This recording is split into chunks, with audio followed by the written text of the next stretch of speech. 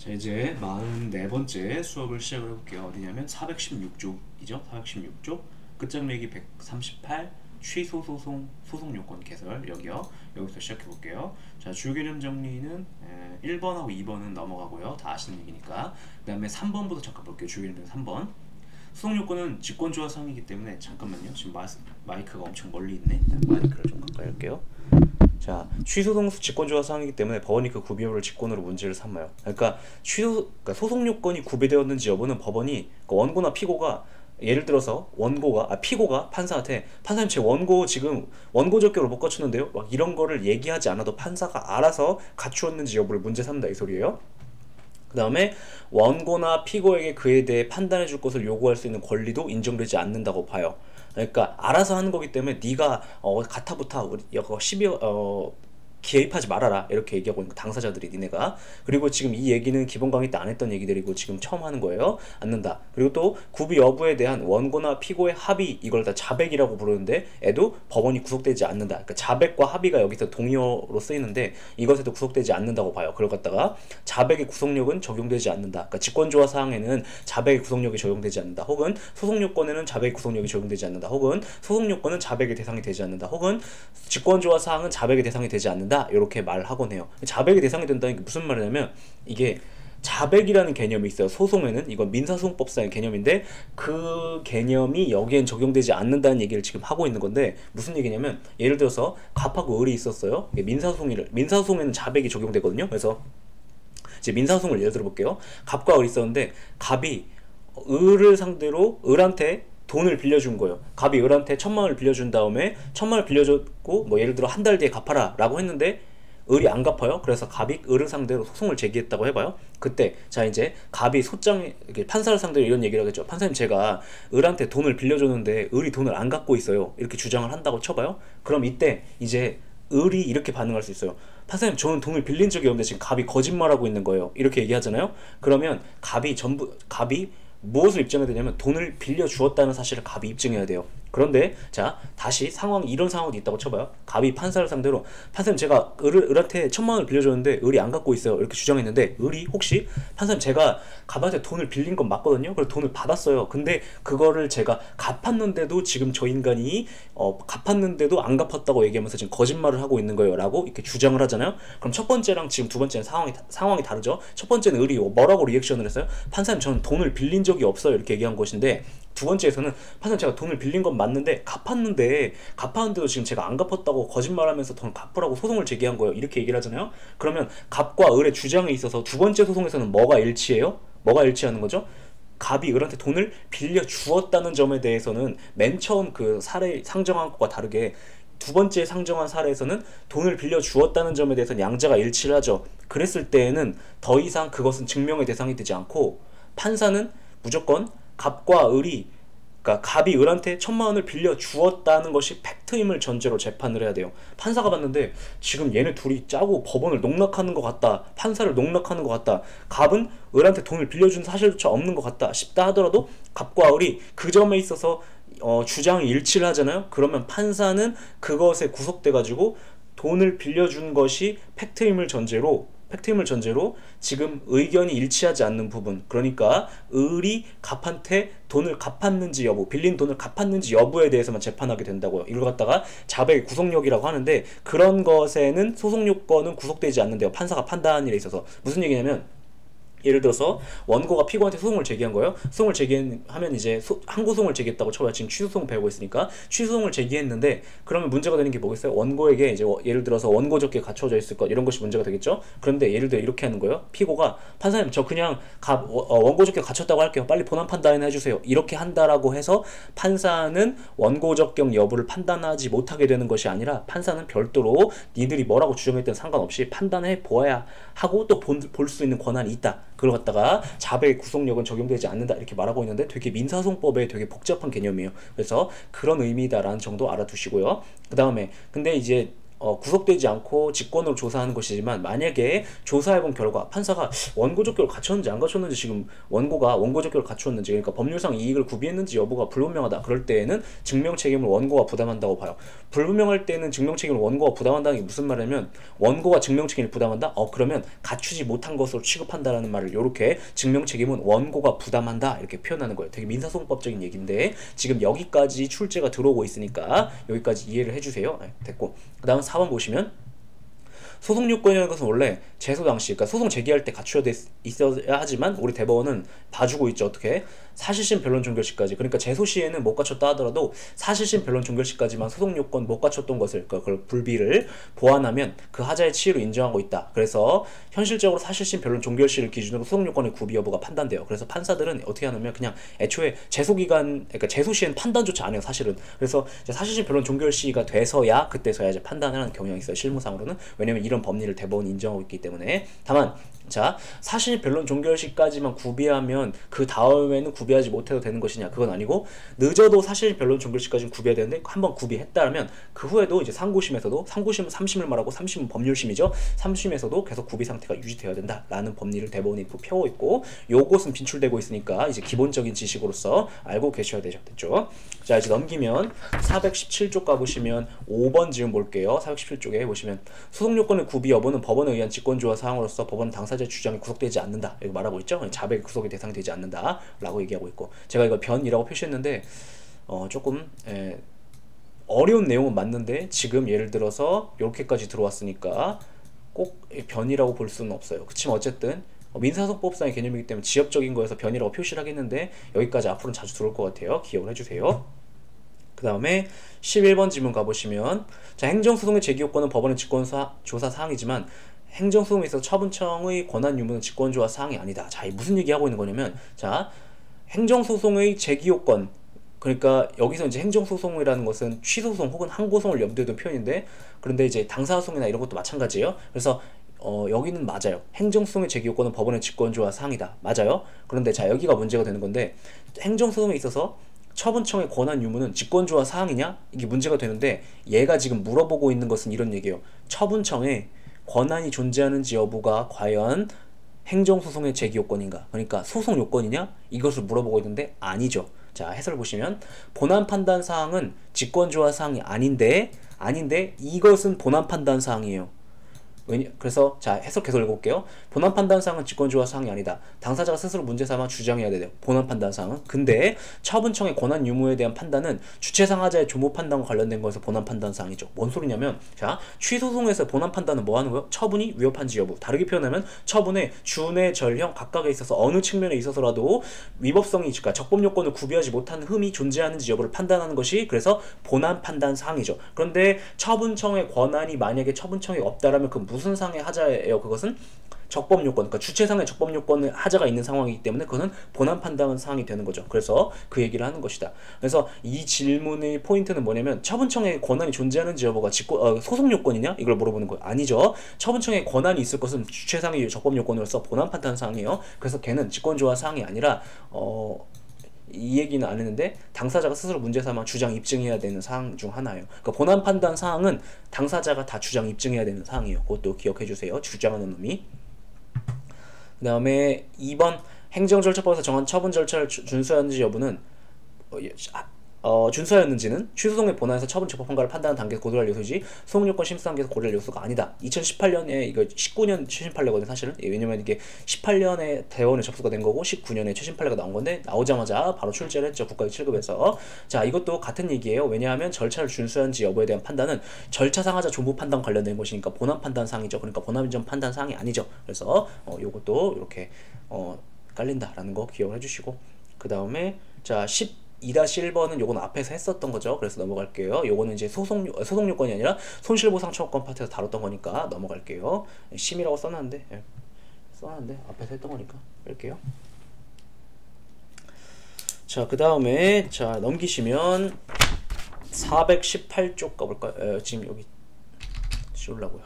앞에서 했던 거니까 손실보상청구권에서 그 다음에 418쪽에 14-3번 볼까요?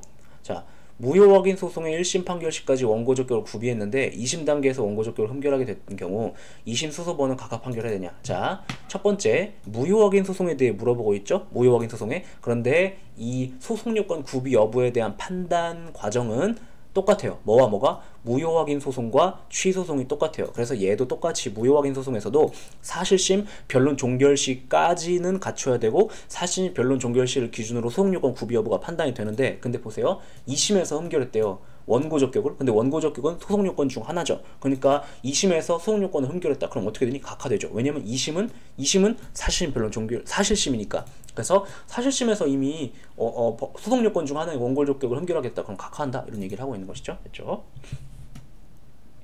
그 다음에 넘기면 이제 피고 적격에 대한 얘기가 나오는데 피고 적격 주요 개념 정리 이제 혼자 보시면 되고 다 아는 얘기니까 특별히 다룰 만한 것이 있다면 419쪽 한번 복습해 볼까요? 기본 강의 때 했던 거지만 또 복습. 동그라미 5번 보시면 419쪽에 419쪽 동그라미 5번 주요 개념 정리. 재결에 고유한 이유가 있어서 재결에 대한 취소송이 허용되는 경우 이게 무슨 얘기냐면 재결은 원칙적으로 취소송의 대상이 되지 않죠. 왜냐하면 우리나라 행정소송법은 재결주의가 아니라 원처분주의를 취하고 있으니까 그래서 안 되는데 근데 예외적으로 원처분주의 하에서도 언제는 재결 취소송의 대상이 될 수 있어요? 고유의 하자가 있을 때, 그죠? 고유의 묘가 있을 때, 그때는 재결 취소송의 대상이 될 수 있는데, 그때는 누가 피고 적격을 갖는 거냐? 원래 피고 적격은 처분청이 갖는 것이죠. 그러니까 재결이 지금 취소송이 된 상황에서는 재결을 한 처분청인 이걸 갖다 그 재결을 한 행정청이라고 썼는데 예를 들어서 행정심판위원회, 행정심판위원회가 보통 재결을 하잖아요. 그래서 걔네들이 피고 적격을 갖는다 이렇게 정리되고는 하니까 기억을 해주세요. 네, 특별히 뭐 기본 강의 때 다 했던 내용들이어가지고 피고 적격은 크게 다룰 것은 없지만. 자, 이제 20쪽 가시면 420쪽 가서 5번 지문 보시면 행정청의 권한이 위임된 경우에는 수임행정청이 피고가 된다. 그죠? 권한이 위임이 되어버렸다. 그러면서 이제 원래 갖고 있던 권한을 다른 기관에 넘겨주고 얘는 이제 권한을 갖지 않게 되는 것이 되잖아요. 그러면 얘가 적법한 권한자니까 처분이 나갈 때 국민과의 관계가 처분이 나갈 때 얘의 이름으로 나가겠죠? 그러니까 얘 이름으로 나가니까 이제 얘가 처분청이 된다. 피고가 된다. 피고 적격을 갖는다. 그런 얘기를 하는 것이죠. 그 다음에 5-2번 얘는 원래 강론의 범이거든요. 5-2번 근데 군무원인데 9급에서 출제를 했어요. 그래서 여기까지는 이제 알아두세요. 자, 위임이라는 것을 하면 권한의 위임이라는 것을 하면 무슨 일이 벌어지는 거냐? 원래 A라는 기관이 갖고 있던 권한을 B한테 위임하잖아요. 그럼 이제 그 권한은 얘의 것이 되고 B의 것이 되고 A 권한은 그 사물을 처리할 권한을 상실하게 돼요. 그것이 위임의 효과인데 원래 강론의 범인데 지금 9급에서 나왔으니까 그냥 요 정도까지는 알아두시자고요. 됐죠? 그 다음에 9번은 이건 이제 앞에서 했던 얘기죠. 어디서 했던 거냐면 요거 그 강제 징수에서 제4편 실효성 확보 수단에서 강제 징수에서 했었던 거죠. 그래서 이 대행의 의미를 위임으로 파악하고 있기 때문에 피고가 원래는 그러니까 법조문은 이렇게 돼 있어요. 법조문에는 9-1번처럼 그래서 세무서장이 한 것으로 본다 이렇게 돼 있어가지고 법조문만 보면은 세무서장이 처분을 한 것으로 보아서 세무서장에게 피고 적격이 있다라고 봐야 될 것 같은데 법조문은 그래서 엄밀하게 따지면 법조문은 대리로 규정을 한 것으로 파악되는데 판례가 그거를 대리라고 이해하지 않고 그냥 위임으로 파악해가지고 권한을 위임받은 상업공사 혹은 현재 이제 캠코 한국자산관리공사로 이해하고 있죠. 그래서 출제가 되고 있고 앞에서 했던 거라서 넘어갈게요. 그 다음에 자 또 보시면 15번 잠깐 볼까요? 15번 421쪽에 공정거래위원회의 처분에 대한 소는 공정거래위원회를 피고로 제기해야 된다. 무슨 얘기냐면 자 어떤 위원회가 한 처분에 대해서는 누구를 피고로 삼아야 되는가에 대해서 원칙적으로 누구를 피고로 삼는다고 봐요? 그 위원회 자체. 다만 예외적으로 법률에 규정을 둬가지고 그 위원회의 위원장이 피고 적격을 갖는다라는 명문의 규정이 없는 한 위원회 자체죠. 그리고 그때 이제 한 가지만 이렇게 몇 가지가 있는데 그 중에 시험에 나온 것은 지금까지 하나밖에 없으니까 한 가지만 기억하면 되는데 그게 뭐예요? 17번이죠. 중앙노동위원회가 한 거에 대해서는 중앙노동위원회 위원장이 피고 적격을 갖는다. 예 정도만 기억해 주면 될 것 같아요. 그러면 나머지 위원회는 뭐라는 거예요? 원칙적으로 위원회 자체가 피고 적격을 갖는다라고 기억하면 되고 그래서 예를 들어서 공정거래위원회는 공정거래위원회 여기도 보면 저작권 심의 조정위원회 이건 가르쳐준 적이 없는데 그러니까 원칙에 따르라는 거예요. 그래서 저작권 심의조정위원회 그 자체가 피고 적격을 갖는다는 얘기를 하고 있는 게 요 앞에 얘기들이고 그 다음에 이제 넘기면 24번 넘기는 게 아니라 421쪽에 24번 보시면 세무서는 그러니까 자 어떤 세무서에서 국세부가 처분을 담당하고 있고 그때 그 처분이 국세부가 처분이 세무서장의 이름으로 나가죠. 이때 세무서를 피고로 해야 되냐 세무서장을 피고로 해야 되냐 당연히 세무서장을 피고로 한다 이런 얘기를 되게 어렵게 표현하고 있는 거죠. 얘는 그냥 세무서는 내부 사무 분담 기구일 뿐이고 원래 이제 피고 적격은 누가 갖는 거예요? 행정청이 갖는 거죠. 행정청 중에서도 처분을 한 처분청이 갖는 거죠. 근데 세무서가 하는 업무의 처분청은 누구예요? 세무서장이죠. 그래서 세무서장이 피고 적격 갖는다 이걸 이렇게 표현하고 있는 거예요. 그 다음에 25번 볼까요? 25번. 자, 대통령이 한 처분의 경우도 원칙적으로 대통령이 피고가 된다 이렇게 말하고 있죠. 요거 중요한 내용이에요. 대통령이 한 처분도 원칙적으로 대통령이 피고가 되는 거예요. 잠깐만요. 물 좀. 네, 대통령이 한 처분도 대통령이 피고가 되는 거예요. 그런데 왜 이거를 강조를 하냐면 이게 인상적이어가지고 그죠? 25-1이 인상적이어가지고 25번을 까먹으실까봐 그죠? 25번은 대통령이 한 각종 처분들 중에서도 국가공무원법에 따라 국가공무원에 대하여서 불이익한 처분을 했을 때 그때에는 예외적으로 대통령이 아니라 누가 소속 장관이 피고 적격을 갖는다라고 이렇게 명문 규정이 있어요. 그래서 원칙적으로 대통령이 한 처분도 대통령이 피고 적격을 갖는 거예요. 그래서 실제로 대통령이 피고가 되는 경우가 많아요. 소송에서. 그런데 그 중에서도 뭐 대통령이 한 각종 처분 중에서도 국가공무원에 대해서 국가공무원법에 따라 불이익한 처분을 했을 때 그걸 갖다가 이렇게 본인의 의사에 반한 불리한 처분이나 부작위 이렇게 말했는데 그걸 했을 때는 소속 장관이 피고 적격을 갖는다 이렇게 말하고 있는 것이죠. 여전히 대상 적격은 대통령의 처분 또는 부작인데 그거에 대해서 피고 적격을 소속 장관이 피고로 한다라고 해서 명문의 규정을 두고 있어요.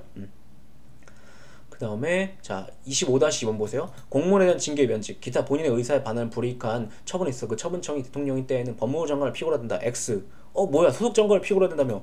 그쵸? 소속 장관을 피고로 해야 된댔지 누가 법무부 장관을 피고로 한대요. 그러니까 그 공무원이 법무부 공무원이면 정선 지을 수는 있겠지만 근데 그 공무원이 국방부 공무원이다 혹은 보건복지부 공무원이다 그럼 미래창조과학부 없나 지금? 아무튼 그럼 그 다른 부서 공무원이면 그때는 법무부 장관이 X죠. 그래서 X예요. 근데 자 이건 또 맞겠죠. 검사는 법무부거든요. 지금 되게 그 검찰총장이신 분과 핫하죠. 그 추 땡땡씨와 윤 땡땡씨가. 그래서 검사와 검찰청이 법무부 소속이라는 건 이제 전 국민이 다 아시겠죠? 그러니까 아무튼 검사 임용 거부 처분에 대한 취소에서 피고 적격은 법무부 장관이 갖는다 이렇게 말하고 있어요.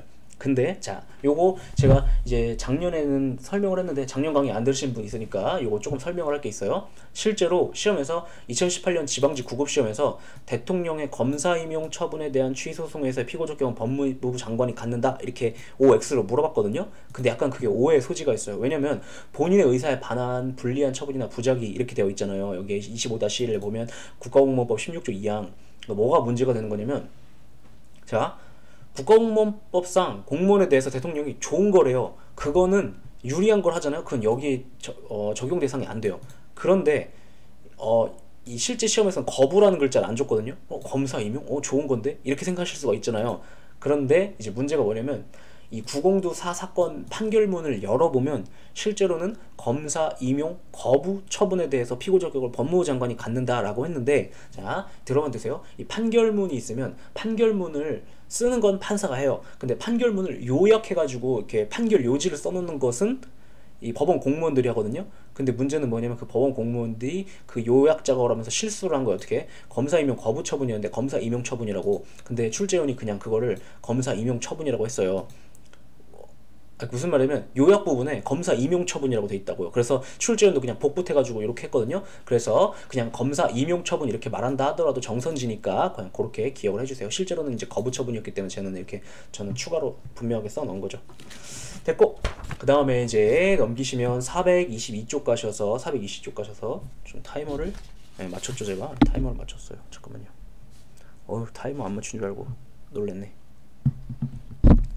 422쪽 가가지고 끝장내기 140쪽 피고 경정 볼까요? 피고 경정이란 자 여기서는 되게 취약하시죠? 되게 공무원 준비하시는 분들이 취약한 파트 중 하나가 어디냐면 어디겠어요? 맨날 기본 강의 때도 얘기하는 건데 여기 취소송에선 취약한 부분이 어디예요? 피고 경정 그죠? 그 다음에 소외 변경 그리고 소송 참가 이렇게 해가지고 소송 계속 중 발생한 일들이 취약하니까 이 부분들을 조금 정확하게 봐주세요. 취약하다 그럼 어쩌라는 거야? 취약하다 어쩌라는 거죠?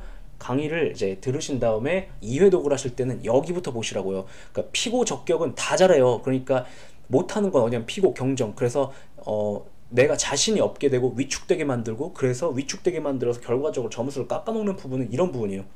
피고 경정, 소송 변경, 그 다음에 소송 참가 이런 것들. 그러니까 이런 부분 잘 봐주세요. 자, 피고 경정이란 소송 계속 중에 피고를 피고 적격자로 바꾸는 걸 말한다. 자, 피고 경정은 네 가지의 경우 이루어지는데, 애초에 피고 적격이 없는 자를 상대로 잘못 소송을 제기한 경우, 예를 들어서 아까 전에 그 세무서장의 권한을 상업공사 혹은 한국자산관리공사에 넘겨줬을 때 그때 피고 적격을 누가 갖는다고요? 한국자산관리공사가. 근데 이때 세무서장을 상대로 들어간 거예요. 그러면 피고 적격 없는 자를 상대로 잘못 들어간 거죠. 그럴 때는 이제 있는 자로, 그러니까 상업공사로 바꿔야겠죠. 한국자산관리공사로. 그럴 때 이루어진다. 그 다음 소송 계속 중 처분청의 권한이 이전됐다. 그러니까 맨 처음 소송 제기했을 때는 아무 문제가 없었어요. 문제가 없었는데 소송 계속 중 처분청의 권한이 이전됐다. 그러니까 자, 소송 계속 중 처분청의 권한이 이전됐으니까 피고 적격자가 바뀌죠. 그러니까 그 권한을 승계행정청으로 변경되거나, 무슨 말이냐면 그 피고 적격자가 그 권한을 승계행정청으로 바뀌잖아요. 그러니까 얘로 바꿔야겠죠. 그 다음에 소송 계속 중 처분청이 없어지고 처분청의 권한을 승계행정청도 얻게 됐을 때, 그죠? 그때는 국가랑 지방자치단체가 행정청이 아니라 얘네가 피고 적격자가 되죠. 그 점이 특이한 건데, 예, 그렇게 바뀌거나. 그 다음 또 이런 경우도 있죠. 소송 계속 중 소의 종류 변경으로 피고 적격자가 변경되는 경우. 그러니까 소의 종류 변경이 있으면 언제나 피고 적격자가 변경되는 건 아닌데, 소의 종류를 변경하면 피고 적격자가 변경되는 경우가 있어요. 대표적으로 그게 언제냐면 취소 소송을 제기하고 있다가 당사 소송으로 바꾼대요. 취소 소송의 경우에는 처분청, 그러니까 행정청의 일종인 처분청이 피고 적격을 갖는 건데, 당사소송으로 당사소송으로 소의 종류를 바꿨대요. 당사소송에서는 피고 적격자가 누구요? 국가 또는 지방자치단체와 같은 행정 주체죠. 그래서 예를 들어서 법무부 장관을 상대로 해서 취소송을 제기하고 있다가 이거를 당사소송을 바꾼대요. 그러면 법무부 장관은 이제 더 이상 행정주체가 아니기 때문에 피고가 될 수 없고, 그때는 누구를 상대로? 대한민국을 상대로 바꿔야 되죠. 피고 적격자를. 그래서 그런 경우에 피고 적격자가 변경이 되는데, 이런 것들이 이제 네 가지 경우에 이루어진다. 그 다음 피고 경정은 사실 변론 종결시까지만 가능하다. 기본 강의 때 하죠. 왜 그래요? 바뀐 새로운 피고에 대해서도 사실의 측면에 있어서 판단을 한 번은 받아볼 수 있게 해야 되니까. 그 다음에 4번이 중요한 거죠. 피고 경정이 있으면 구피고, 옛날 피고에 대한 소는 취하가 된 것으로 취급되고, 새로운 피고에 대해 새롭게 소가 제기된 것으로 취급된다. 다만 피고 경정이 있으면 이게 특이한 건데, 새롭게 소가 제기된 걸 취급하면서도 제소기간과 관련해가지고 혜택을 주고 있죠. 어떻게? 다만 피고 경정이 있으면 피고를 바꾼 때가 아니라 맨 처음에 잘못된 피고를 상대로 소를 제기한 때부터 이 새로운 사람에게 소를 제기한 것처럼 간주해주죠. 그래서 제소기간 관련된 혜택을 주고 있다. 이게 왜 중요한 거냐면, 만약 이런 피고 경정 제도가 없었다면 원고는 이제 실제로 구소를 취하고 새롭게 소를 제기했어야 되죠. 그러면 이 소급간주 혜택을 누릴 수 없게 되었겠죠. 그래서 그 점에서 의미가 있는 제도이다 기억하시면 되겠고요. 그 다음에 자, 피고 경정과 관련해서 행정소송법 14조가 있고, 그 다음에 자, 요거는 여기에 깔아드릴 만한 건 아닌데 끌고 왔어요. 일부러. 왜냐면 비교하시라고. 뭐 행정심판법 17조가 있고 행정소송법 14조가 있는데, 얘네 둘은 비교할 만하거든요. 근데 자, 제가 기본 강의 때 뭐라고 말씀드려요? 행정심판에 대해서는 특별히 배운 게 없고 언급한 것이 없으면 뭐랑 똑같다고 보면 된다? 항고소송과 똑같다고 보면 되죠. 그래서 제가 여러분들한테 행정심판에서의 피청구인 경정에 대해서 강의한 바가 없죠. 왜 그럴까요? 똑같으니까. 그러니까 행정심판에서도 행정소송에서처럼 똑같이 피고 경정을 할 수 있는 것처럼 행정심판에서도 피청구인을 경정하는 것이 허락돼요. 그래서 그런 제도가 있어요. 그래서 여기서 다루는 김에 비교해 볼게요.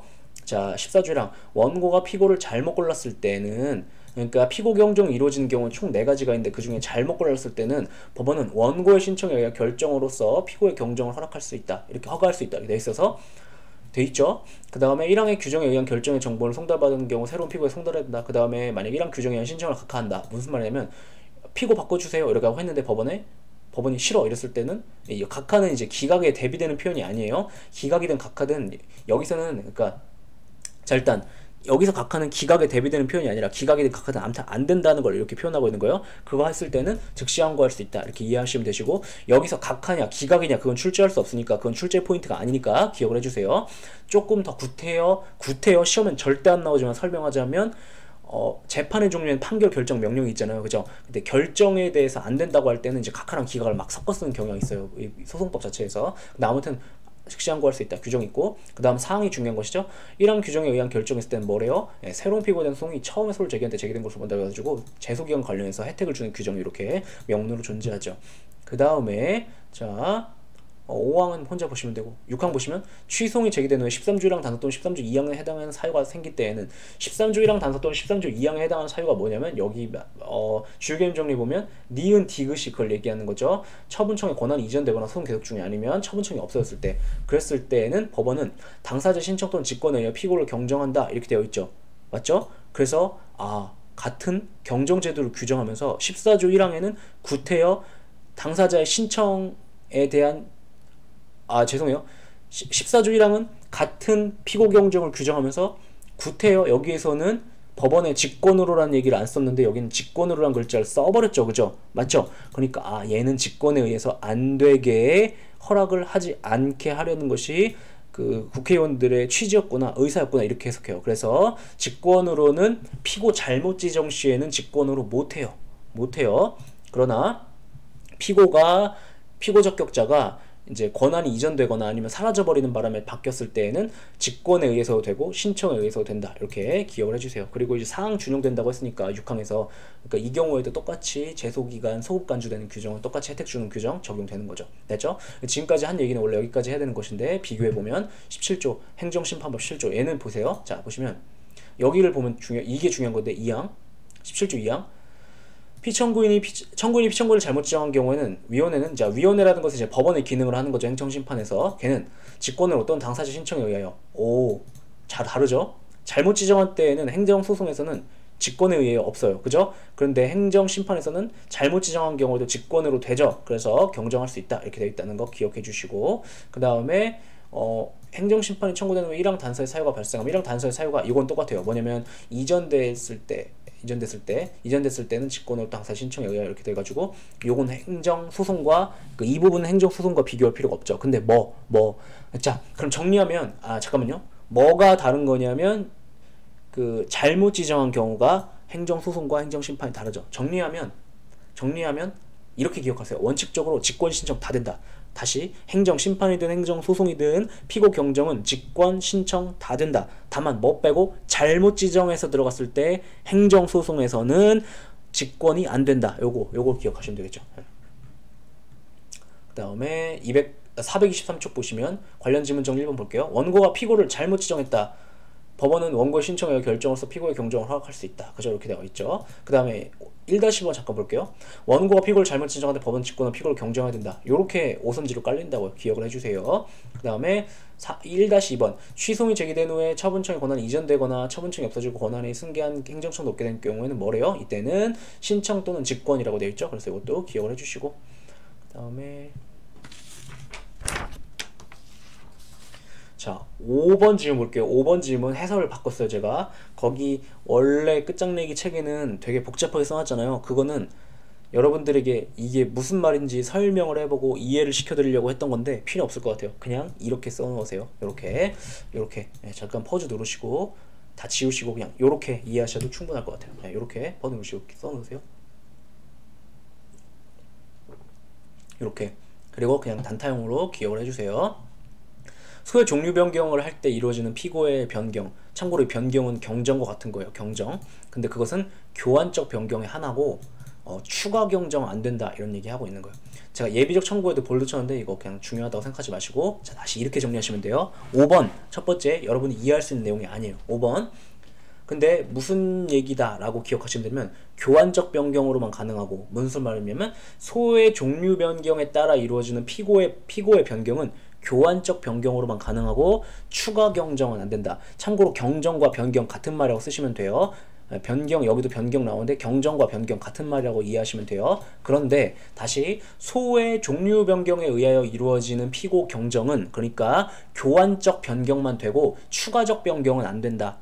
추가 경정과 추가적 변경, 추가 변경 동의어예요? 안 된다라고 본다. 그건 뭔 소리? 그럼 그건 또 뭔 소리인데 이런 얘기죠. 피고를 A에서 B로 바꾸는 건 되지만 피고를 A에서 A와 B로 바꿔버리는 식으로 바꾸는 것은 안 된다. 그러니까 추가하는 식으로 바꾸는 건 안 된다. 그래서 이렇게 바꾸는 것이 된다 라고 이해하세요. 요거는 되게 민사소송법적으로 어려운 얘기인데 출제를 해버린 거죠. 제가 밴드 이거 에바다 이렇게 얘기했었죠.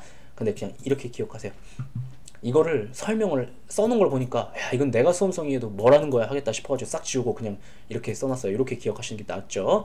그 다음에 7번 지금 보시면 피고 경정으로 인한 피고의 변경은 당사자의 동일성을 바꾸는 것이지만 피고를 경정하는 경우 재소기간의 준수 여부는 피고를 경정한 때가 아니라 처음에 서로 제기한 때를 기준으로 한다. 자 지금 이 얘기 무슨 얘기하고 있는 거냐면 이제 변호사 시험에 나온 거죠. 일단 14조 사항을 물어보는 거예요.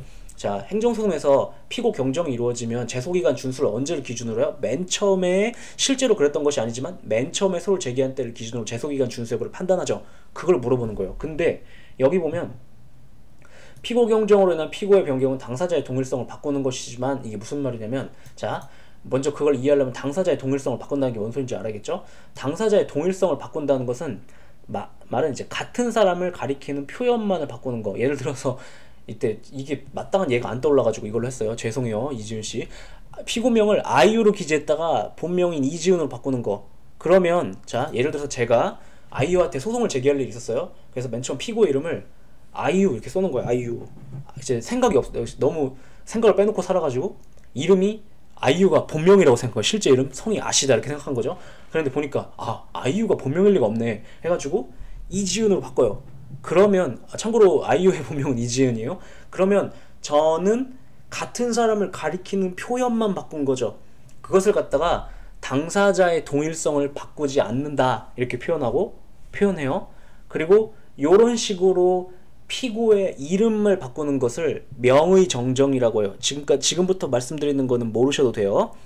명의정정이라고 하는데 민사소송법에 보면 피고 경정이라는 개념을 설명하면서 피고 경정은 명의정정이라는 비슷한 개념이 있지만 그거랑은 다른 거야 이렇게 얘기하면서 어떻게 다른 건데 피고 경정은 명의정정하고 달리 당사자의 동일성까지 바꾸어 버리는 거지. 예를 들어서 아이유를 상대로 소송을 제기했다가 그걸 누구를 상대로 했다고 할까요? 요새 누가 있지? 연예인을 몰라가지고 제가 아이유를 상대로 했다가 그거를 누구를 상대로 하죠? 그래 블랙핑크 제니를 상대로 바꿨다고 해요. 네. 제 기준으로는 블랙핑크 제니 정도가 최신 아이돌에 아이돌 관심이 없어가지고 근데 아무튼 아이유를 상대로 소송을 제기했다가 제니로 바꿨다. 그러면 그건 다른 사람을 상대로 한 거죠. 그래서 그 피고 경정 개념을 민사소송법 교과서에서 어떻게 설명하냐면 이거는 명의정정하고는 다른 거야. 이건 어떻게 다른데 명의정정하고 당사자의 동일성 자체가 바뀌어버리는 거야 이렇게 쓰면서 지금부터 하는 얘기 진짜 모르는 얘기예요. 모르셔도 되는 얘기예요 다. 그러면서 민사소송법 교과서에서 뭐라고 얘기하냐면 명의정정은 그냥 같은 사람을 가리키는 것을 표현만 바꾸는 것이기 때문에 재소기간을 준수했는지 여부는 맨 처음 소를 제기한 때를 기준으로 하는 것이지만 명의정정은 근데 피고 경정은 그렇지가 않고 아예 다른 사람으로 바꿔버리는 상황이기 때문에 그때는 재소기간 준수 여부가 피고 경정시를 기준으로 하는 거야 이렇게 민사소송법 교과서에서 얘기를 하고 이러한 피고 경정 법리의 예외로 행정소송법 14조 사항에 보면 당사자의 동일성까지 바꾸는 피고 경정인데도 불구하고 거기는 명문의 규정을 둬가지고 재소기간 특혜를 주려고 처음에 소를 제기한 때를 기준으로 한다는 규정이 있거든?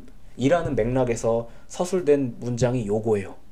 복잡하죠? 네. 그래서 지금 한 말 이해가 안 되시면 다시 돌아가셔가지고 다시 플레이 해보세요. 그 얘기를 이렇게 하고 있는 거예요. 그런데 변호사 시험 같은 경우는 애초에 변호사를 양성하는 시험이기 때문에 민사소송이 55,000배 중요하거든요. 행정법보다. 그래가지고 당연히 모든 지문들이 민사소송법을 기준으로 그거 다 알고 있지. 근데 그거에 대한 예외가 행정법에 있더라 라면서 이렇게 문장을 쓰다 보니 이런 문장이 나오는 거예요. 이해되시죠? 그래서 이렇게 기억해 주세요.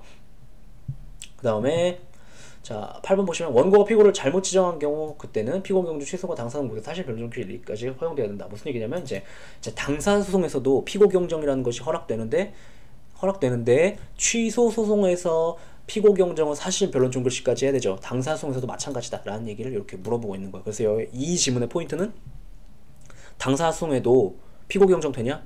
두 번째 그리고 그때도 취소 소송과 똑같은 법리가 적용되냐? 그걸 물어보고 있는 거죠. 됐죠? 그 다음에 넘기면 이제 424쪽 그 어디냐면 재소기간인가? 잠깐만요. 여기 여기가 분량이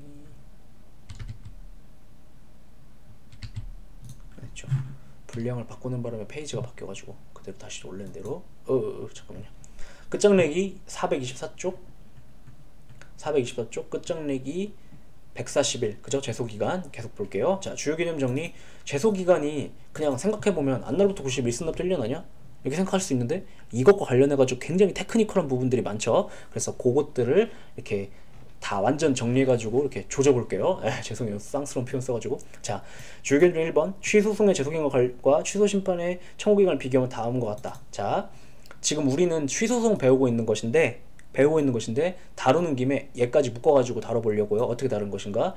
둘 다 주관적 기간과 객관적 기간이 있어요. 주관적 기간이라는 것은 인간의 머릿속에서 일어나는 걸 기준으로 하는 걸 말하고, 객관적 기간은 그거랑 관계없는 걸 기준으로 하는 걸 말하죠. 그래서 둘 다 이제 안날을 기준으로 한다. 똑같아요. 그래서 주관적 기간 원칙적으로 처분이 있으면 알게 된 날로부터 90일.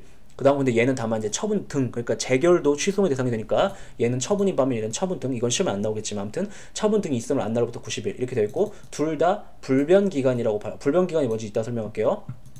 그 다음에 예외적으로 행정심판의 경우는 예외가 하나만 있죠. 불가항력 있었던 경우는 사유가 소멸할 때가 14일 이렇게 명문 규정이 있고, 그 다음에 주관적 기간 행정 취소송의 경우에는 예외가 두 가지가 있는데 책임질 수 없는 사유가 없어진 날로부터 2주라고 되는데 얘는 시험에 안 나와요. 얘는 이제 너무 민사소송법에 이겨가지고 나올 수가 없고, 다만 행정소송법 자체에서 명문으로 규정하고 있는 주관적 기간에 대한 예외, 그게 뭐죠? 예외 2, 이게 뭐냐면 재결서 정보를 송달받은 날로부터 90일. 언제? 행정심판 들어갔다가 취소송 들어갈 때에는 취소소송 행정심판이 길어지면은 이거 제소기간 준수 못하게 되는 결과가 발생할 수 있으니까 이렇게 재결서 정보를 송달받은 날을 기산점으로 새롭게 설정하는 이렇게 명문의 예외 규정을 두고 있죠. 그 다음 객관적 기간 보면 얘는 이제 있었던 날로부터 180일, 정당한 사유가 있었다면 180일이 지나도 가능한데, 이 180일이라는 개념은 어디 튀어나온 거냐면 얘의 2배이기도 하지만 사실은 그 6개월이라는 의미예요. 6개월 원래는. 그래가지고 180일 튀어나온 건데 아무튼 이렇게 있다. 그 다음에 객관적 기간 취소송 보시면 원칙 뭐예요? 1년. 1년이죠. 얘는 2배로 늘려줬죠. 그래서 2배. 그 다음 정당한 사유가 있는 경우는 1년 지나도 가능하다. 요것도 똑같이 명문의 규정이 있어요. 얘는 출제할 수 있으니까 기억해주세요. 근데 취소 소송에는 또 객관적 기간에 대한 예외가 또 있죠. 이거 행정심판 거쳤는데 재결서 정보를 송달받지 못했을 때 요거가 있고, 요거는 이제 재결이 있은 날부터 1년 이렇게 규정이 있으니까 기억을 해주세요. 선생님 근데 왜 행정심판에는 요런 예외가 없는 거예요? 그러니까 얘네들은 지금 행정심판을 거친 다음 취소송 들어오려는 상황에 대한 예외 규정이잖아요. 근데 지 스스로가 행정심판인데 이런 규정이 있을 리가 없죠. 그렇죠? 그래서 이렇게 한 가지씩 더 주관적 기간과 객관적 기간 각각 취소송에 대해서 예외가 하나 더 있다. 기억해 주세요. 그렇죠? 그 다음에 2번 보시면 고시나 공고로 처분을 통지하는 경우에는, 그 통지하는 경우 무슨 얘기냐면, 자, 처분은 이제 행정행위와 동의어로 쓰이죠. 보통 처분은 효력 발생 요건이 뭐예요? 통지가 있으면. 그죠? 통지가 있으면. 통지는 뭔데? 알려주면. 그러면 효력이 발생하는 거죠. 근데 그거 관련해 가지고 이제 고시나 공고로 처분을 통지하는 경우에는 두 가지 종류가 있어요. 그리고 얘네들이 양자의 취급이 달라요. 그게 포인트죠. 첫 번째가 뭐예요? 공시송달이기 때문에 고시나 공고로 처분을 통지하는 경우가 있고, 일반 처분이기 때문에 고시나 공고로 처분을 통지하는 경우가 있죠. 공시송달이기 무슨 말이에요? 어디 갔는지 알 수가 없다. 야반도주했다. 주소를 알 수 없다. 이런 경우들. 그때는 어쩔 수 없이 가가지고 송달을 해줄 수가 없으니까 어떻게 하는 거예요? 그냥 고시나 공고로 누구누구를 상대로 우리가 이렇게 통지를 합니다. 처분을 합니다. 다 찾아가가지고 송달을 해보려고 했는데 도저히 할 수가 없어서 이렇게 합니다. 이렇게 해버리는 거. 그걸 갖다 공시송달이라고 하는 거예요.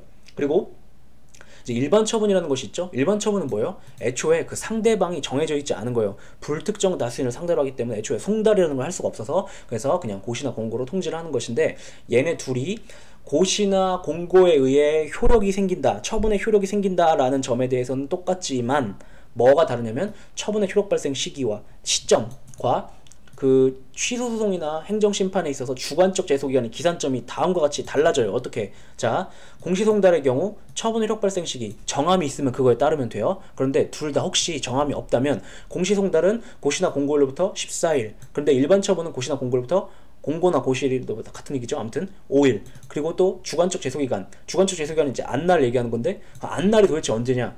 공시송달의 경우에는 현실적으로 안날을 의미하지만 안날, 일반 처분에게 효력 발생일을 안날로 간주해버리죠. 그래서 얘는 간주라는 테크닉이 여기서 사용된다는 것도 기억을 해주시죠. 얘네들을 비교하는 게 주된 출제 포인트니까. 그 다음 아까 한다고 말씀드렸던 이제 불변 기간이라는 개념이 있는데, 자, 이것도 가끔 질문이 들어오시는데 암기하셔야 돼요. 무슨 말이냐면, 자, 저도 암기해요. 자, 법전에 보면, 자, 불변 기간이라고 써 있고, 이게 뭐냐면 법원이 함부로 변경할 수 없는 기간이야 이렇게 써놓거든요. 그러면 이해가 되죠. 아, 그래서 바꾸는 것이 안 되는 기간이어서 불변 기간이구나 이렇게 기억을 해요. 그런데 얘는 아무짝에도 쓸모없는 개념이에요. 뭔 소리냐면, 불변기간 개념이 중요한 이유는 그것을 법원이 바꿀 수 있는가 없는가가 중요한 것이 아니라 이게 포인트예요. 그런데 이 뒷부분 개념은 이 불변기간이라는 문자적 의미에서 도출이 안 되기 때문에 얘가 불변기간의 핵심 징표다라는 걸 기억하는 게 더 중요해요. 뭐냐면, 당사자가 책임질 수 없는 사유로 그 기간 내에 해야 되는 행위를 하지 못한 채 기간이 도과된 경우, 그때는 추후에 그 행위를 하는 것이, 이걸 갖다 전문 용어로 추후 보완이라고도 하는데, 이것도 물어보고 있으니까 기억을 해주세요. 추후 보완을 하는 것이 허용되는 기간을 말해요. 이건 뭔 소리냐면, 예를 들어서 안날로부터 90일 내에 저를 상대로 조세부가 처분이 이루어졌다. 조세부가 처분하지 말고 이렇게 해볼까요? 저를 상대로 군대 오라고 입영 통지가 날라왔어요. 근데 예를 들어 저는 이미 군대를 갔다 왔는데 또 날라왔어요. 그럼 잘못된 처분이죠. 근데 그렇다 하더라도 그 사이 예를 들어 제가 원양어선을 타고 그 참치잡이를 하러 간 거예요. 그런데 날라왔어요. 그럼 저는 예를 들어 제가 자취를 하고 있었다고 쳐봐요. 그러면 그걸 받아줄 사람이 없죠. 그래갖고 제가 이제 그러니까 입영통지 처분서를 발급받은 날부터 90일 내에 그걸 쌓을 수가 없었다. 이런 경우들. 그런데 자, 예를 들어서 자, 취소송에 보면은 안날로부터 90일이 불변기간으로 돼 있죠. 그런데 예를 들어 저희 어머니가 제 자취방에 갔다가 그걸 보신 거예요. 안날로부터 90일 내에 보고서 저한테 카톡으로, 야, 너한테 입영통지서 날라왔더라 이렇게 얘기를 하신 거예요. 그래도 저는 싸울 수 있는 방법이 없었죠. 소송을 제기할 수가 없잖아요. 지금 원양어선 타고 있는데. 그런 경우에는 원양어선에서 이제 그 배에서 내린 다음에 한국에 돌아와가지고 추후에라도 하는 것이 허용돼요. 예를 들어서 90일이 지났어도 그런 걸 불변기간이라고 하는데, 이해하실 필요는 없고, 이런 것이 허용되는 기간을 불변기간이라고 하고, 그럼 도대체 어떤 경우에 날짜가 쓰여 있을 때, 며칠 이렇게 써 있을 때 그것이 불변기간으로 인정되는가? 불변기간은 굉장히 특이한 거고 희귀한 거예요. 희소한 거예요. 얘는 불변기간으로 한다라고 정해놓고 있는 경우에 불변기간으로 인정되고, 자세한 내용은 민사소법 영역이니까 이런 것이 있다라는 정도 기억하시고, 여기에 포인트를 넣어가지고 불변기간 개념을 이해하셔서는 안 된다라는 것도 같이 기억을 해주세요. 그래서 예를 들어서 그 아래 내려가셔서 426조 행정소송법 20조 사망을 보시면, 이런 규정에 의한 기간은 불변기간으로 한다 이렇게 되어 있죠. 이런 기간이 뭔데? 안날로부터 90일 이런 식으로 써 있는 것만 불변기간인데, 얘는 원래 민사소송법의 영역이고, 그래서 출제할 수가 하지 말아야 돼요. 그런데 왜냐면 불변기간이 뭔데? 몰라요. 이러니까 당연히 공무원 수험생으로서는 행정법마기 때문에 민사소송법상의 개념이 불변기간이 뭔지 모르거든요. 그리고 제가 볼 땐 교수님들도 이거 뭔지 아시는 분들 드물어요. 그런데 자, 법조문에 있죠. 행정소송법에 있죠. 행정소송법은 근데 행정법의 영역이죠. 그래서 그냥 이해하실 필요는 없고, 1항은 그러니까 제 주관적 제소기간이 불변기간으로 되어 있다는 거 아냐? OX. 예를 들어서 행정소송법상 처분이 있음을 알게 된 날부터 90일 내에 취소를 제기한다는 기간은 불변기간이다. OX 이렇게 물어봤을 때 그냥 O인지 X인지 판단할 수 있을 정도로만 아시면 되겠죠. 그 정도만 알아두세요. 그 다음에 이제 넘기면 5번 보시면, 얘가 최신 판례가 있어가지고 좀 중요한데 어렵진 않아요. 자, 20조 1항 단서에서 말하는 행정심판. 20조 1항 단서가 뭐냐? 20조 1항 단서. 자, 법조문을 그냥 볼까요? 자, 20조가 이렇게 1항이 있고 여기 단서. 그러니까 20조 1항은 주관적 제소기간에 대한 건데, 취소소송의 단서 뭐예요? 행정심판을 거쳤다가 들어오는 경우에 대한 얘기인데, 거기서 말하는 행정심판이 도대체 뭐냐에 대해서 최신 판례가 나왔는데 쉬워요. 거기서 말하는 행정심판은 일반 행정심판과 특별행정심판을 뜻한다. 이게 지금 출제가 되고 있어요. 일반 행정심판이 뭐고 특별 행정심판이 뭐예요? 그러니까 행정심판 중에서 일반법인 행정심판법의 적용을 받아갖고 이루어지는 행정심판을 일반 행정심판법이라고 하고, 여기 말하는 것처럼 전문성과 특수성을 살리기 위해서 별도로 만들어낸 불복 절차, 그걸 특별행정심판이라고 하는데, 그것까지 다 포괄하는 개념이다. 예를 들어서 특별행정심판에 뭐가 있냐면 조세심판원 이런데 세금 관련 문제 별도로 다루기 위해서 국무총리 수석으로 있는데, 그런 것들을 말해요. 근데 이게 왜 중요하냐면, 따라서 자, 20조 1항 단서에 적용을 받으면 뭐가 좋은 거냐면, 적용을 받으면 재결서 정보를 송달받은 날부터 기산한다고 해가지고, 있음을 안 날로부터가 아니라 저 뒤늦게의 시점인 재결서 정보를 송달받은 날로부터 이렇게 기산한다고 해가지고, 기산점이 늦춰지니까 국민의 입장에서, 그 싸우려고 하는 국민의 입장에서는 기산점을 늦춰줘가지고 제소기간 혜택을 보는 게 해주는 규정이에요. 근데 이것이 일반 행정심판과 특별행정심판에 적용되는 것인데, 따라서 강학상 이의 신청은 여기에 포함되지 않는다고 봐요. 그건 행정심판이 아니니까. 그래서 강학상 이의 신청을 거쳤다가 들어갔을 때에는 결과 통질, 그러니까 재결서 송달일과 같은 기능을 하는 결과 통질이 아니라 똑같이 이거에 적용되는 상황이 아니니까 원칙으로 돌아가서 안날로부터 90일이다 이렇게 얘기하고 있는 거죠. 요것이 실익이니까 기억을 해주세요. 그렇죠? 지금 약간 탄산수 먹고 있는데 탄산수 먹어서 그런가? 계속 목이 이상하게 마르네요. 죄송해요. 네, 밥을 너무 많이 먹었어요. 지금 오후 3시 28분인데 아직도 소화가 안 되고 있어요. 네. 여기 음식 얘기도 좀 해드릴까요? 음식 얘기. 점심 제가 순대 먹었거든요. 순대. 여기 미국에 오면은 되게 한국 음식 진짜 많이 먹어요. 그러니까 한국에 있을 때는 한국 음식을 안 먹는데 미국에 오면 사람들이 이상하게 되게 한국 음식에 집착해요. 예를 들어서 제가 여기에 왔을 때 가장 처음 먹은 음식이 뭐냐면 녹두전이에요. 그러니까 누가 해주시냐면 제가 맨 처음 말씀드린 할머니 기억나시나요? 미군하고 결혼하셔가지고 지금 여기에 이제 한 50년째 사시는 것 같은데 막 전라도 분인데 전라도 사투리랑 영어랑 섞어가지고 나가 한국에 갔다 온 기 막 2012 하시는 분 있잖아요. 예. 그분이 해주신 거예요. 직접 밭에다가 녹두 농사를 지셔가지고 녹두콩으로 녹두전 해주셨어요. 그래가지고 제일 처음 먹은 음식이 녹두전이고, 그다음 여기 사람들 만나면 맨날 막 무슨 순대 먹으러 가자, 순대국 먹으러 가자. 순대국 먹으러 가려면 여기서 4시간 걸리거든요. 차 타고 4시간이 4시간 반인가 걸리는데 가가지고 아침 일찍 순대국을 먹기 위해 출발해가지고 먹고서 도시에 나가야 되거든요. 이제 근처에 달라스라고 있어요. 텍사스에 가면. 여기 오클라호마니까. 오클라호마는 큰 도시가 없거든요. 인구가 아마 한 2,300만 되는 그런 도시가 없어가지고 가가지고 막 먹고 막 그러고 오죠. 그 다음에 제가 한번 여기에 강아지 주인 있잖아요. 강아지 주인 뉴욕에서 오신 분이 되게 재밌는 분인데, 실명 공개 안 하니까 누군지 모르겠죠. 예. 그분이 이제 제가 원래 알던 분, 그러니까 여자거든요. 원래 알던 분이 여자분이에요. 원래 알던 분하고 이제 결혼을 하신 분이에요. 그러니까 제가 옛날에 알던 분인데 그 여자분은 결혼을 안 한 상태였어요. 그때는. 근데 이제 그분이 결혼을 하셔가지고 뉴욕에서 일하시면서 아무튼 결혼하셔가지고 오셨는데 결혼하신 분 남자분, 제가 지금 그분이랑 너무 재밌게 놀고 있는데 그분이 이제 캐나다 분이세요. 그러니까 인종은 한국인, 그러니까 부모님은 한국 분이신데 캐나다로 이민 가셔가지고 거기서 태어난 거예요. 그분은 부모님이 캐나다 이민 가셔서 그분은 그냥 캐나다 태어나신 거예요. 그래가지고 퀘벡에서 태어나셔가지고 네이티브 the first language라고 하는데 1차 언어가 불어예요. 프랑스어인데 이제 워낙 캐나다에서 살다 보면 또 영어 없이 살기 어렵고, 그 다음에 이제 취업하려면 캐나다에서도 미국으로 취업하러 오거든요. 그래서 영어도 하시는데 제일 못하는 언어가 한국어예요. 근데 이제 아무튼 그분이 이제 가끔 장 보러 가실 때 제가 그 집 개를 봐드리고 막 그러는데, 그분이 이제 여기 이사 오신 날 되게 음식을 잘 하시는데 한국말을 잘 못하세요. 근데 한국말은 잘 못하시는데 어느 정도냐면 그러니까 말하면 알아는 듣는데 안녕하세요 막 이 정도. 그래서 근데 이제 한국말은 못하시는데 하시는 게 뭐냐면 음식이 완전 또 한국 부모님한테 크셔가지고 한국 입맛이에요. 그래서 집에서 혼자 오이소박이를 담가 드시고, 그리고 어느 날 저한테 이제 저녁 먹으러 오라고 초대하셔서 갔더니만 갈비탕을, 여기는 되게 소를 많이 키우거든요. 그래서 소고기가 되게 흔하고 싸요. 여기는 한국의 한 3분의 1 정도 가격이에요. 그래서 막 소고기를 좋은 거 사가셔가지고 갈비탕을 2박 3일 동안 집에서 막 이렇게 고가가지고 막 그러시는 분이 있는데, 아무튼 그런 분이 있어요. 되게 재밌어요. 뭐 한 가지 더 있는데, 그리고 일어나자마자 항상 이렇게 짠 음식이 먹고 싶다고 하면서 프로바이오틱스 섭취를 해야 된다며 김치를 자기가 직접 담근 김치를 이렇게 먹고 그러시죠.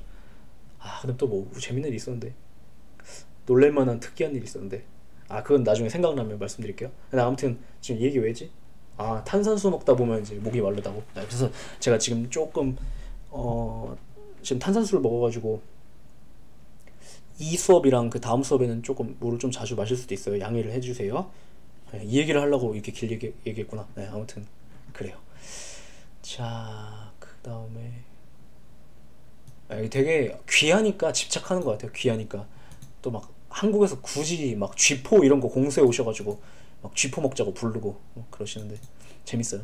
여기 있으면 되게 재밌는 것 중 하나가, 원래 한국에 있을 때 이제 있었더라면 그 사귐을 갖지 못했을 어른들이랑 사귐 갖는 게 되게 재밌는 것 같아요. 특히 이제 제가 40대 막 부부들이랑 이렇게 얘기를 할 기회가 없잖아요, 그죠? 그런데 이렇게 그런 기회를 갖게 되는 게 되게 재밌는 것 같아요. 그래서 무슨 생각을 하고 있는지 이런 것들. 그래서 되게 놀란 것 중 하나가 뭐냐면, 그 40대이신 분들이 되게 많이 하루 종일 핸드폰을 하시고, 그러다 보니까 되게 그 애들 용어를 쓰신다는 거. 그래서 뭐 예를 들어, 그러니까 애들 용어인지 모르시고 그냥, 그러니까 이미 입에 배신 거예요, 똑같이. 그래가지고 뭐 예를 들어 막 끝판왕 막 이런 것들을 막 쓰시더라고. 근데 들을 때는 저도 아무런 위화감이 없었어요. 근데 생각해보니까 그 끝판왕이라는 단어를 이 동네에 살고 있는 40대 한국 분들이 이렇게 쓰고 계시구나, 막 이런 것들. 예. 그리고 뭐 막 뭐뭐 한다는 막 이런 거 있잖아요. 막 약간 그런 표현들도 그냥 쓰시고 막 이런 부분이 있는 것 같아요. 뭐라는 거야? 425쪽 계속 해볼게요. 자, 일단 시간이 좀 많이 지나가지고 제가 법조문까지만 잠깐 볼게요. 이제 관련 조문 정리 계속 보시면 여기는 이제 혼자 보셔도 되고, 그 다음에 갑자기 뜬금없이 행정소송법 14조랑 21조를 깔아드는 이유는 뭐냐면, 이 14조 사항에서 제소기간에 대한 특례를 이렇게 두고 있다는 거, 그죠? 소급 간주한다는 규정을 두고 있다는 거 기억해 주시고, 그 다음에 21조에 보면은 소의 변경에 대한 얘기가 나오는데, 21조 1항이 소의 변경 중에서 소의 종류 변경을 규정하고 있거든요. 그리고 그 소의 종류 변경에 대해서는 14조 사항을 준용한다라고 돼 있죠. 근데 14조 사항이 뭐예요? 소급간주 규정이잖아요. 그래서 소급간주 규정이 소의 종류 변경에 대해서는 있다라는 거 기본 강의 때 했던 거 기억을 해주세요. 찝찝해져? 복습해볼게요. 소의 변경에는 세 가지가 있어요.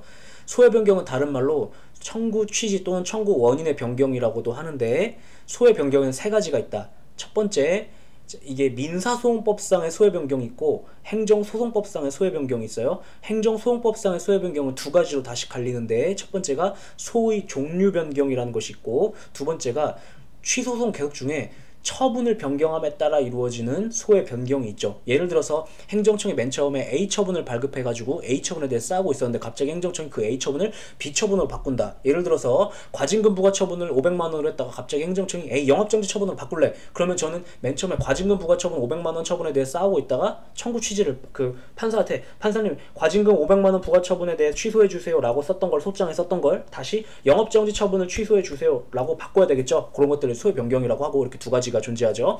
그 다음에 또 그 이외에, 그러니까 얘네 두 가지가 포괄하지 못하는 나머지 소의 변경은 민사소송법으로 돌아가서 원칙적인 보충적인 규정으로서 민사소송법의 적용을 받아서 이루어지는 소의 변경이 있죠. 예를 들어서 민사소송인 부당이득 반환 청구 소송을 갖다가 항고소송으로 바꾼다든가, 항고소송을 부당이득 반환 청구 소송으로 바꾼다든가 하는 것들, 그런 것들은 이제 민사소송법 규정에 의한 건데, 그런 것들이 이렇게 있는데, 그 중에서 뭐에 대해서만 그렇게 세 가지 소의 변경이 있는데도 그 중에서 소의 종류 변경에 대해서만 소급 간주 규정이 있어요. 그걸 반대 해석하면 민사소송법상의 소의 변경이나 처분 변경을 원인으로 하는 소의 변경에 있어서는 원칙으로 돌아가셔서 어떻게 된다는 거예요? 소급 간주 규정이 적용되지 않고 변경된 시점에서야 비로소 그 후소가 제기된 걸로 취급된다라는 걸 의미하게 되죠. 그래서 그것도 기억해 주시고, 그 다음에 38조 보시면 이제 얘는 취소 소송 규정의 무효 확인 소송에 대한 혹은 부작위법 확인 소송에 대한 준용 규정인데, 38조 1항은 무효 등 확인 소송의 경우에 대한 준용이고 38조 2항은 부작위법 확인 소송에 대한 준용인데, 자 보시면 무효 확인 소송에 대해서는 20조가 준용된다는 얘기가 없죠. 그죠? 19조 그 다음에 띵거 먹고 22조 띵거 먹고 넘겨서 22조죠. 그런데 여기 부작위법 확인 소송에는 20조를 준용한다고 되어 있죠. 바로 밑에 조문을 규정하고 있는 상황이기 때문에 국회의원들이 실수한 게 아니에요. 의도적으로 이렇게 한 것일 텐데, 그래서 부작위법 확인 소송에는 뭐 제소기간에 대한 규정이 준용되지만 무효 확인 소송에는 준용되지 않는구나 라고 봐가지고 얘에 대해서는 제소기간 제한이 없다고 보고, 얘에 대해서 뒤에서 다룰 거 그냥 한꺼번에 할게요. 얘에 대해서는 근데 부작위는 제소기간 개념을 상정할 수 없는 건데 어떻게 제소기간 개념을 적용한다라는 거지? 에 대해서 어떻게 이해해요? 20조를 축소 해석하셔가지고 어떻게 해석하죠 대법원이? 그거는 이 뒷부분을 적용된다는 얘기를 하고 있는 거야. 뒷부분이 뭔데? 행정심판을 거쳤다 들어오는 경우, 그때는 재결서 정보를 송달받을 수 있으니까 재결서 정보를 송달받았다는 개념은 부작위협 확인 소송에서도 상정할 수 있잖아. 그러니까 그때를 기산점으로 한다, 그때를 기준으로 90일 한다, 적용한다라는 걸 이렇게 20조라고 표현하고 있는 것뿐이야 라고 대법원이 그렇게 해석하죠. 그것도 이제 다 같이 기억해 주시고 쉬었다가 이제 425쪽이 아니라 넘기셔서 이제 426쪽에 보시면 5번 질문 여기서부터 쉬었다가 들어가는 걸로 할게요. 네, 수고하셨어요.